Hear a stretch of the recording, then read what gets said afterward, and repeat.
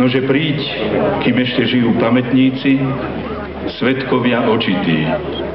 Nabáda nás majster slova, liptovský a zároveň národný básnik Andrej Plávka vo svojich veršoch. Ich pamiatke sa prišli pokloniť naši najvyšší ústavní činitelia. Prezident Slovenskej republiky Andrej Kiska,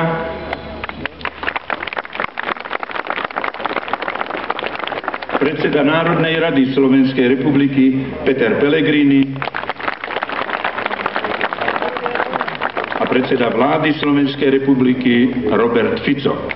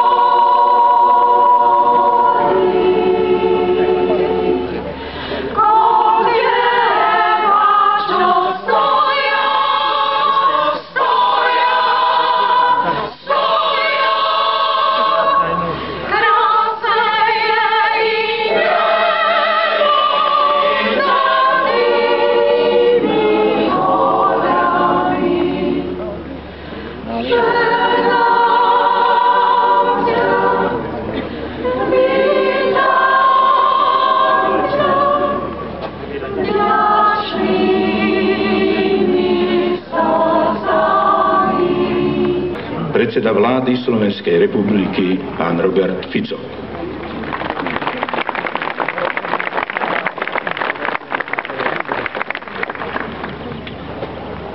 Vážení priami účastníci druhej svetovej vojny, vážený pán prezident, pán predseda Národnej rady, ale predovšetkým drahé Slovenky, drahí Slováci zo všetkých kútov Slovenska a ctení hostia. Ďakujem, že ste prišli na toto významné podujatie. Slovensko malo režim, ktorý dovolil vyviesť svojich občanov do nacistických koncentračných táborov, ktorý poslal slovenských vojakov do útoku na Poľsko, ktorý vyslal svoje divízie na východný front.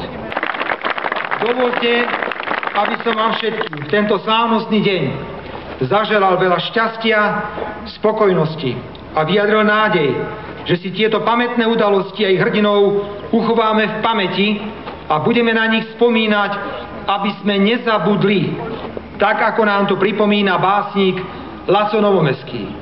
Smrť je len nenávratná.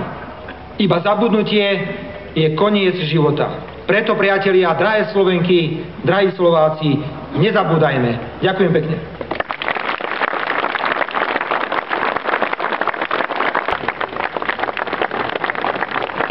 Vážení hostia, kvety vďaky a vence môžeme na rovy padlých hrdinov a sem pilónu pamätníka položiť aj teraz po oficiálnom pietnom akte a spomienkovej slávnosti.